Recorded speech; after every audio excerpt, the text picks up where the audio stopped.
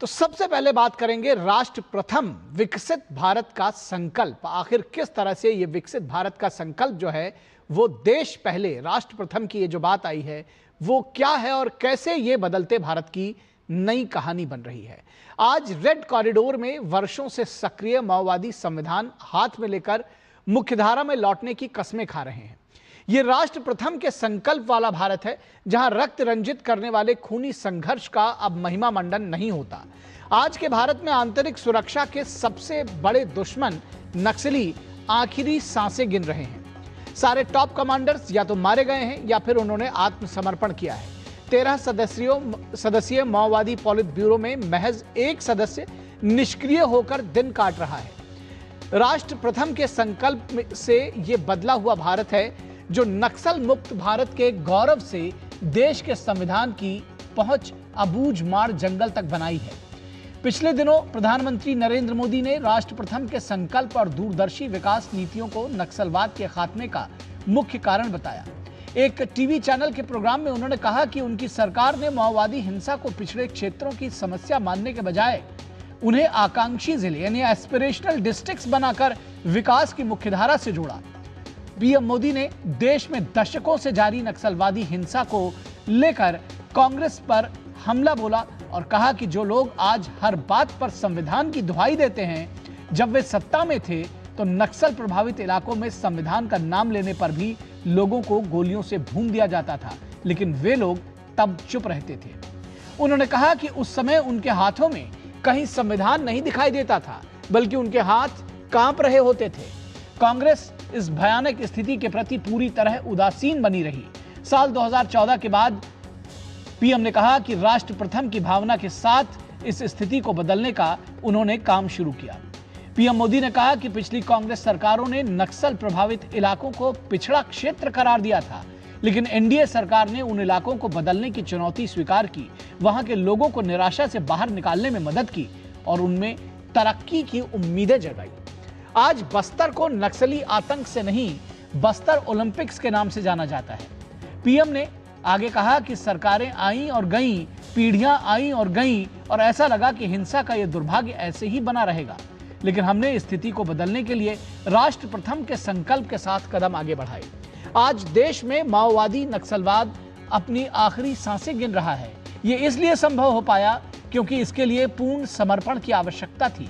पशुपति से तिरुपति तक के रेड कॉरिडोर बनाकर भारत की संप्रभुता को चुनौती देने वाले नक्सल आतंक पर सुरक्षा बलों ने इन वर्षों में एक बड़ी जीत दर्ज की है।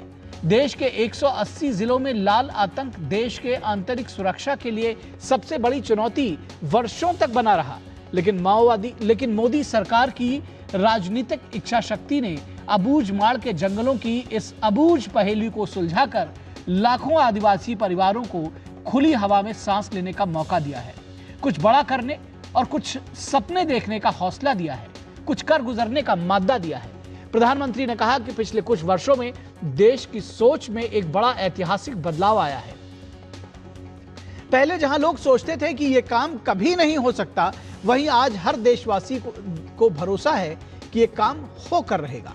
सोच में आया यह बदलाव ही नए भारत की अब तक की सबसे बड़ी उपलब्धि है। 31 मार्च 2026 के डेडलाइन से पहले आत्मसमर्पण करके नक्सल कमांड के सर्वोच्च नेता देवजी ने कहा था कि अब देश बदल चुका है। विकास की तेज रफ्तार ने नक्सल आतंक की धार को कुंद कर दिया था।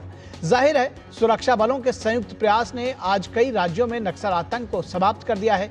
31 मार्च 2026 को यह डेडलाइन देश में नक्सलवाद के खात्मे की एक मजबूत राजनीतिक इच्छा शक्ति को दर्शाती है।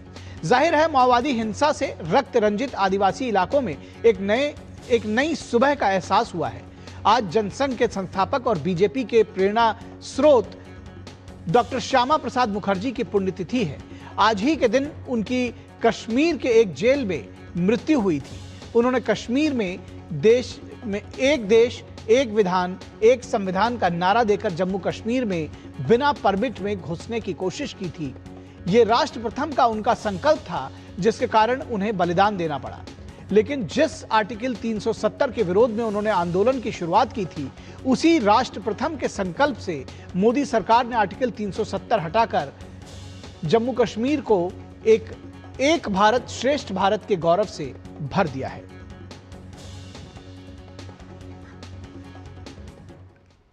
तो प्रधानमंत्री नरेंद्र मोदी ने कल एक टीवी चैनल पर एक कार्यक्रम के दौरान अपने संबोधन में कहा कि देश की प्रगति के, देश की जनता के लिए राष्ट्र प्रथम की भावना को सर्वोपरि रखा है। इसमें मैं बताना चाहता हूं, और आजकल जो लोग, कुछ लोग संविधान दिखाते रहते हैं,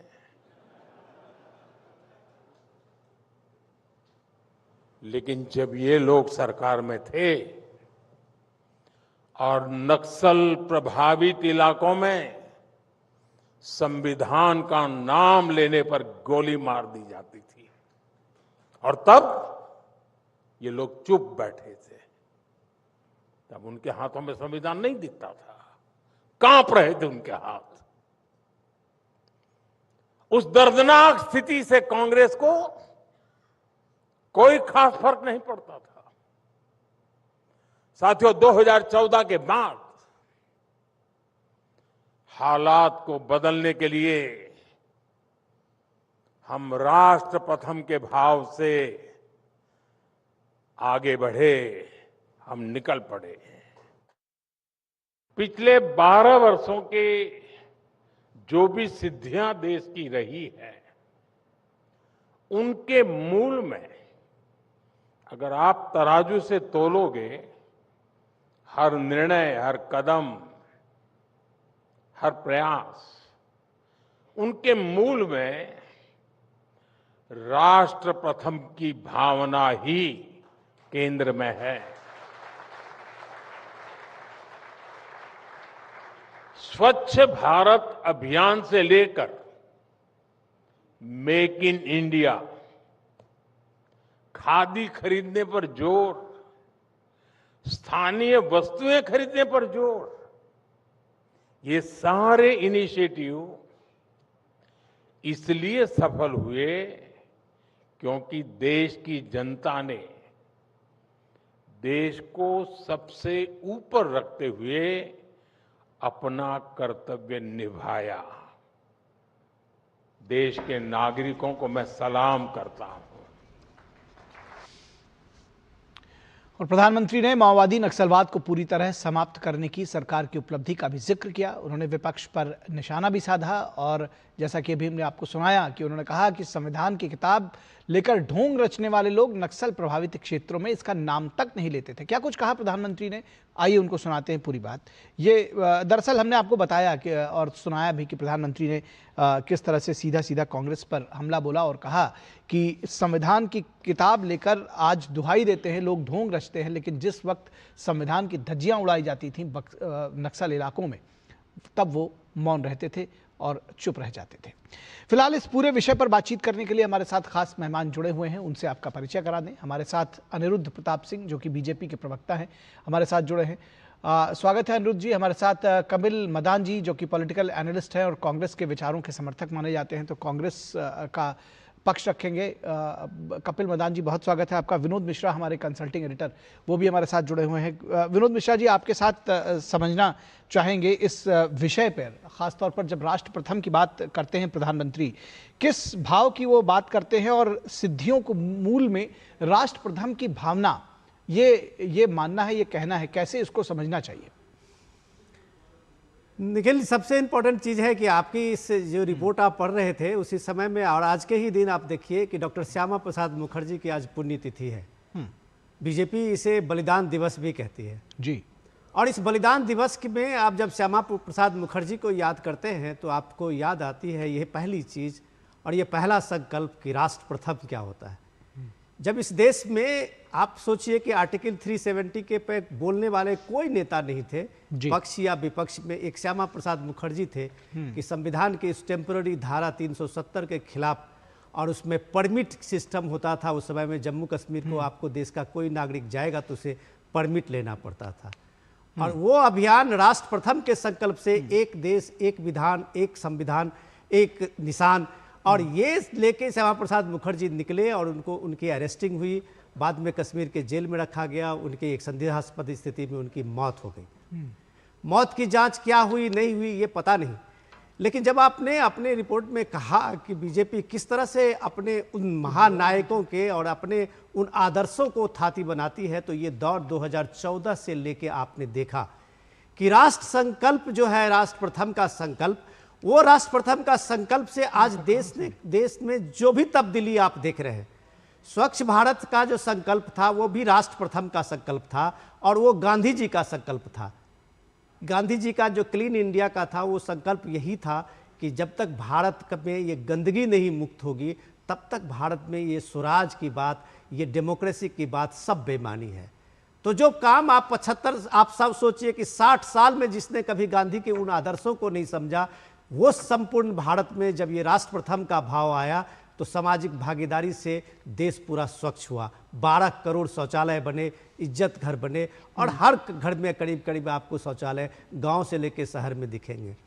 ये राष्ट्र प्रथम का संकल्प है जो विकसित भारत के बाद जब आप करते हैं तो विकास के साथ विरासत की भी बात करते हैं। जिन लोगों ने उम्मीदें छोड़ दी थी जो कभी राम मंदिर का, तो वो 500 साल के बाद, उस संघर्ष के बाद राम मंदिर भी बने। इस देश में जो भी आप तब्दीली देख रहे हैं वो राष्ट्र प्रथम के बाद जब प्राइम मिनिस्टर मोदी ने कहा है, तो ये देखिए कि इस देश में पीएम मोदी ने जब जब अपीलें की है तो उसका इम्पैक्ट राष्ट्र प्रथम के रूप में हुआ है। प्रधानमंत्री ने कहा गैस सब्सिडी छोड़ने के लिए पूरे देश में आप सोचिए 4 करोड़ से ज़्यादा लोगों ने गैस सब्सिडी छोड़ी। तो आज सिर्फ उज्ज्वला स्कीम में आप देखिए कितने गरीब के घरों परिवार में वो उज्ज्वला स्कीम से हो गया। ये पहले भी हो सकता था। तो ये राष्ट्र प्रथम का भाव लोगों में आया है, ये सामाजिक भागीदारी का भाव लोगों में आया है जो अपने देश को, अपने राष्ट्र को सबसे ऊपर रखा है। तब ये राष्ट्र प्रथम में ये 2014 से और ये 2026 का जो काल है और भारत में जो ये बदलाव आप देख रहे हैं वो डेफिनेटली भारत के विकास की एक नई गाथा, नई कहानी लिखा है। जी जी जी जी बिल्कुल। और इस पूरी खबर पर दरअसल हमने बताया भी है अपनी खबर में कि किस तरह से नक्सलियों का खात्मा किया है, और जब जो चीज़ पहले कहा जाता था कि संभव नहीं है उसको न सिर्फ संभव करके दिखाया बल्कि ये भाव जागृत हुआ कि ये तो किया जा सकता है। हमारे साथ हमारी संवाददाता सुरेखा इस वक्त जुड़ी हुई हैदराबाद से, उनके पास चलेंगे और उसके बाद बाकी मेहमानों पर आएंगे। सुरेखा, ये जानना चाहेंगे जब नक्सलवाद के खात्मे की बात होती है, नक्सलियों के सफाई की बात होती है, कितना ये ऑपरेशन सक्सेसफुल रहा है, किस तरह से आप देखती हैं अब उन इलाकों में किस तरह से एक नई जागृति या ये कहा जाए कि एक नई सुबह देखने को मिल रही है, क्या कुछ परिवर्तन आया है ऑन ग्राउंड? रिपोर्ट की अगर हम बात करते हैं तो सबसे पहले तो यही बताना होगा कि जहां पर मैं खड़ी हूं, हैदराबाद जो राजधानी है तेलंगाना की, जो एक वक्त में जो है नक्सल, जो बड़े नक्सल हैं वो इसी तेलंगाना के गढ़ से आते थे, लेकिन आज की हकीकत यह है कि आज ये राज्य नक्सल मुक्त हो चुका है।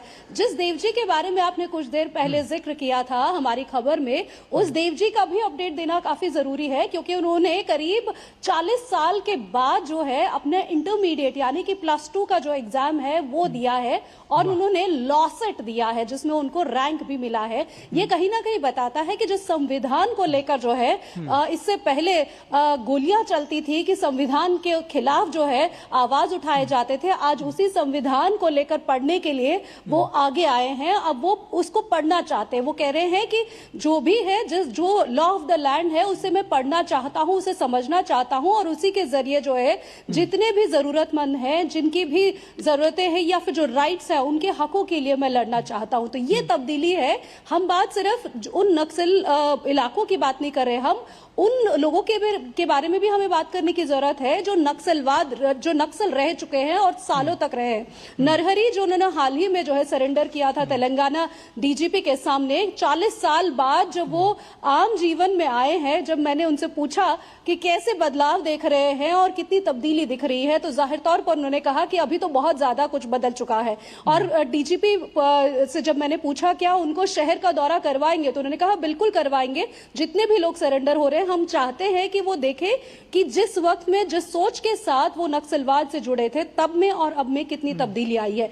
ये उनको समझाना काफी जरूरी है, ये उनको बताना काफी जरूरी है ताकि वापस नक्सल के बारे में या नक्सलवाद के बारे में वो वापसी ना कर सके। जहां तक बात आपने उन जगहों की है वहां पर भी अब बदलाव दिख रहा है। कारागट्टू जैसे इलाके इलाके जो है वहां पर अब हम देखते हैं कि वहां पर सड़क मार्ग बन रहा है, जहां पर पास के गांव तक जाने के लिए हालात नहीं थे, अब वहां पर ऑटो चलने लगी है। जल्द ही वहां पर स्कूल बनेगा। इस तरीके से जो है आईपीएस सुमति जो इस पूरे ऑपरेशन में सबसे अहम भूमिका निभा रही थी, जब हम उनसे बात कर रहे थे तो उन्होंने कहा कि जल्दी वहां पर स्कूल भी खुलेगा। तो यानी कि एक आशा जगी है उन इलाकों में, वहां पर जो लोग रहते हैं उनमें, कि अब हमारा बच्चा भी पढ़ेगा, अब हमारा बच्चा भी विकास की तरफ आगे बढ़ेगा, अब हम भी कह सकते हैं कि हम भी उस विकास में भागीदार होंगे। तो ये जो बदलाव है ये सबसे बड़ा बदलाव है। हम सिर्फ उन इलाकों की बात नहीं कर रहे, हम उन लोगों की भी बात कर रहे हैं जो सालों से, या फिर कहे 40, 50, 30 साल तक जो है नक्सल के तौर पर जाने जाते रहे और वो टॉप लीडर्स थे। उनमें किस तरीके का बदलाव आया है ये भी काफी ज्यादा अहमियत रखता है। जो संविधान के खिलाफ वो लड़ते रहे, आज उस संविधान को वो समझकर उस संविधान के साथ आगे बढ़ना चाहता है। ये बताता है राष्ट्र प्रथम की बात जो बार बार कही जा रही है। जी जी जी जी, निश्चित तौर पर। और अगर कपिल मदान जी आपसे सीधे इस स्थिति का आकलन करने के लिए कहे, अबूझमाड़ तक पहुंचा है विकास और साथ ही साथ संविधान भी, कैसे आकलन करेंगे पिछली सरकारों का और अब एनडीए गवर्नमेंट का, जो कहती है कि राष्ट्र प्रथम का जो संकल्प है वो दरअसल लोगों ने आत्मसात किया है। अब देश की बात होती पहले, परिवार की बात पहले नहीं होती। देखिए सर, जब कोई बोलता है कि 2014 से पहले नक्सलवाद के खिलाफ कोई कार्रवाई नहीं हुई तो, या कोई ऑपरेशंस नहीं हुए, तो मुझे लगता है कि आप ना सिर्फ एक किसी पार्टी या पिछली सरकारों पे सवाल रेज कर रहे हैं, आप जो हमारी सेना बल हैं, सीआरपीएफ है और भी काफी सारी आर्मी की जो स्पेशल यूनिट्स हैं, आप उन पे भी सवाल या निशान लगा रहे हैं। मैं आपको कुछ नाम से ऑपरेशंस का नाम बता देता हूं। ऑपरेशन ग्रीन हंट जो कि 2009 के अंदर किया गया, कोबरा बटालियंस बनाई गई जिसका निर्माण 2008 के अंदर हुआ था। सीआरपीएफ के डिप्लॉयमेंट को और मजबूती दी गई। एक आईएपी के नाम से प्लान 2010 के अंदर नक्सलवाद के अगेंस्ट चलाया गया। तो ये कह देना कि पहले तो जो था, पहले तो सिर्फ परिवारवाद हो रहा था, सिक्योरिटी फोर्सेस सो रहे थे, सिक्योरिटी फोर्सेस एक्शन नहीं ले रहे थे, जो इतने लोग हमारे शहीद हुए हमारे स्पेशल फोर्सेस के, उनका बलिदान तो के बारे में तो कोई बात नहीं है। हाँ, लेकिन 2014 के बाद जब मोदी साहब आ गए तो 2014 के बाद ही एक देश प्रथम की भावना आई। इससे पहले हमने जितनी भी, आप 2 मिनट के लिए नक्सलवाद को छोड़ दीजिए, इतने सारे टेरर ऑपरेशंस किए गए, इतने सारे सर्जिकल स्ट्राइक्स किए गए जिसका पॉलिटिसाइजेशन नहीं किया, जिसका राजनीतिक लाभ नहीं लिया गया, वॉर्ड्स के ऊपर इलेक्शन नहीं लड़े गए। तो आपका ये कह देना कि पहले की सरकारों का जो कंट्रीब्यूशन था या पहले की जो सेना बलों का जो कंट्रीब्यूशन था, आज का कंट्रीब्यूशन जो है वो राष्ट्रीय प्रथम है, पहले राष्ट्रीय प्रथम नहीं था। तो मुझे लगता है कि ये एक बहुत ही हल्का और बहुत ही मुझे लगता है कि ऐसा एक बयान है जो मेरे को लगता है कि प्रधानमंत्री साहब को अवॉइड करना चाहिए था। क्योंकि जब आप नेशन फर्स्ट के बारे में बात करते हैं तो नेशन फर्स्ट के अंदर जो हमारे आर्म फोर्सेस होते हैं, हमारे आर्म फोर्सेस किसी पॉलिटिकल पार्टी को नहीं रिप्रेजेंट कर रहे, वो हमारे देश को रिप्रेजेंट कर रहे हैं। कपिल जी, वैसे मैं एक बात बीच में बताऊं कि पूरी मेरी रिपोर्ट सरकारों में करे उतना ही उनके अंदर राष्ट्र भाव है जितना आज सरकार के अंदर है। तो मुझे लगता है कि ये सिर्फ पिछली सरकारों पे सवाल ले निशान नहीं है, ये हमारी जो बल है, आप जिस बात को कह रहे हैं, दरअसल मेरी पूरी रिपोर्ट में जो मैंने रिपोर्ट दी वो और जो मेरा सवाल था, दोनों कहीं पर भी ये नहीं हुआ है कि सीआरपीएफ पर या जो सुरक्षा बल है उनके ऊपर किसी ने सवालिया निशान उठाए। सवालिया निशान राजनीतिक इच्छा शक्ति पर उठाया गया है, सवालिया निशान स्ट्रेटजी पर और सोच पर उठाया गया है। इसीलिए राष्ट्र प्रथम की भावना की बात कही जा रही है। ये कहीं नहीं कह रहा है कि अगर इससे पहले 2014 से पहले देश ने अगर युद्ध लड़े या देश ने कोई अभियान चलाया तो उसके ऊपर या जो सुरक्षा बल है उनके ऊपर कोई प्रश्न उठाया है। निखिल जी, मैं आपकी बात से सहमत हूं। आपने ऐसा अपने शो पे नहीं बोला, लेकिन मैं फिर से दोहरा रहा हूं और बहुत ही सजगता के साथ, बहुत ही रिस्पेक्ट के साथ, बहुत ही ह्यूमिलिटी के साथ ये बात मैं दोहरा रहा हूं कि जब हमारे प्रधानमंत्री साहब ये बोलते हैं कि अब राष्ट्रीय प्रथम है, तो इसका क्या मतलब है कि जो पहले के ऑपरेशंस हुए, जो पहले के हमारी सेना बलों ने जो पराक्रम से जो लड़ाइयां लड़ी, जो वॉर्स लड़ी, 1971 के अंदर जी। पाकिस्तान के 2 टुकड़े हुए। हमने चाइना भी लड़ा, हमने 1947 लड़ी, 62 लड़ी, 65 लड़ी, 71 लड़ी, 99 लड़ी। तो क्या मोदी साहब ये बोल रहे हैं कि राष्ट्रीय प्रथम की भावना तो सबके अंदर 2014 जब से मोदी जी आए हैं तब आई है? ठीक है, ठीक है, ठीक है। चलिए, मैं चाहता हूं कि ये बात जो है, जितना मर्जी इस बात को डिफेंड कर ले। नहीं, मैं डिफेंड नहीं कर रहा हूं। मैं चाहता हूं कि इस बात को अनिरुद्ध प्रताप सिंह जो बीजेपी के प्रवक्ता हैं वही डिफेंड भी करेंगे, वही आपको समझाएंगे दरअसल कि राष्ट्र प्रथम से क्या समझते हैं। और अनिरुद्ध जी, जब सारी बातें आप बताइएगा तो ये भी बताइएगा कि राजनीतिक लाभ नहीं लिया गया। ये कपिल मदान कहते हैं कि इसके पहले राजनीतिक लाभ नहीं लिया गया, अब आप लोग राजनीतिक लाभ लेने के लिए ये सारी चीजें कर रहे हैं। मैं बोल रहा हूँ राजनीतिकरण नहीं किया, राजनीतिकरण नहीं किया गया। देखिए विनोद जी बड़े सीनियर जर्नलिस्ट हैं और बैठे हुए हैं। हमें लगता है कि मदान जी को उनसे पूछना चाहिए कि नक्सलवाद को सपोर्ट करने वाले लोग सोनिया जी की जो लेड नेशनल एडवाइजरी काउंसिल होती थी उसके मेंबर होते थे। साहब, आप कैसी बातें कर रहे हैं? अगर राष्ट्र प्रथम नहीं होता था तो कैसे नहीं, उस टाइम पर कैसे राष्ट्र प्रथम था? और दूसरी चीज, नेहरू जी से 1958 में लद्दाख के पास रोड बना लेता है चाइना और नेहरू जी बैठे रहते हैं। राष्ट्र प्रथम की भावना थी कि लापरवाही से कहते हैं। अमेरिका कहता है कि हम आपको न्यूक्लियर बम बनाने की टेक्नोलॉजी देते, कहा नहीं हम तो पीस उसमें रहेंगे। तो ये लापरवाही कहते हैं, राष्ट्र प्रथम की भावना कहते हैं। तो अब 1971 में 94,000 मतलब हमारे सैनिकों ने सरेंडर करा दिया पाकिस्तान के सैनिकों को, लेकिन हम 2 किलोमीटर करतार साहब नहीं ले पाते हैं। और जिसके लिए श्यामा प्रसाद मुखर्जी जी ने अपना बलिदान दे दिया, उस पीओके को नहीं ले पाते हैं। तो इसे क्या कहते हैं? लापरवाही कहते हैं। अगर राष्ट्र प्रथम रहता इंदिरा जी के पास में तो जरूर लेके मानती। मैं कहता हूँ उनके अंदर क्षमता रहती, जरूर लेती वो। लेकिन जब बात आती है, अगर आज राष्ट्र प्रथम होता है तो हमारी इकोनॉमी 10वीं नंबर से कहां पहुंच जाती है, 12 साल के अंदर डबल हो जाती है। आज कोरोना वैक्सीन अगर राष्ट्र प्रथम होता तो यही पोलियो की वैक्सीन होती थी, सालों साल लगती चली जाती थी। लेकिन कोरोना के दौरान वैक्सीन बनती, विद इन ईयर लगाई जाती, करोड़ों लोगों को लगाई जाती, 100 से ज्यादा कंट्रियों को कंट्रीब्यूट दिया भी जाता है। तो अगर राष्ट्र प्रथम की भावना थी तो आज देखिए कि एलपीजी सिलेंडर लोगों के पास 9 करोड़ से ज्यादा लोगों के एलपीजी मतलब 14 करोड़ सिलेंडर हुआ करता था 70 साल में, और 33 करोड़ सिलेंडर हुआ केवल 12 साल में लोगों से कनेक्शन होता है। अगर राष्ट्र प्रथम की भावना ना होती तो एक टाइम आप कहते थे कि भाई डिजिटलीकरण कैसे हो सकता है, डिजिटाइजेशन संभव नहीं है। आज पूरे विश्व में यूपीआई के थ्रू या डिजिटल पेमेंट जितना होता है उसका 51% केवल भारत करता है। अगर राष्ट्र प्रथम की भावना ना होती तो 4 किलोमीटर नेशनल हाईवे बनता था, आज 38 kilometre national highway per day बनता है।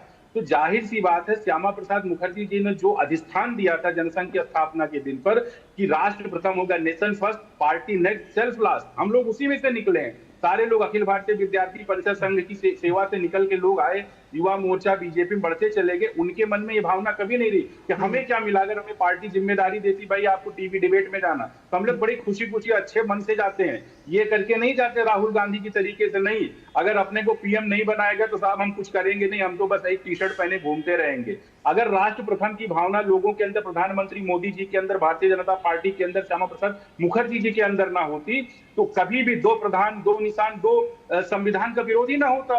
भाई कहां कि कौन से ऐसे देश में होता है कि 2 प्रधान 2 विधान और 2 निशान चल रहा है? अगर राष्ट्र प्रथम की भावना ना होती 370 हटाया जाता कि ना हटाया जाता? नेहरू जी हटाते ना उसको।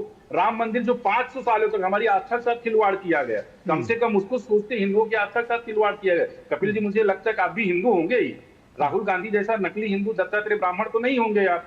तो कम से कम अगर राष्ट्र प्रथम की भावना 2014 के बीच में लोगों के बीच में दिखी, लोगों को प्रेरणा मिलती है, लोगों को प्रेरित करती है वो भावना, तो आपको वो चीजें नहीं दिखेंगी।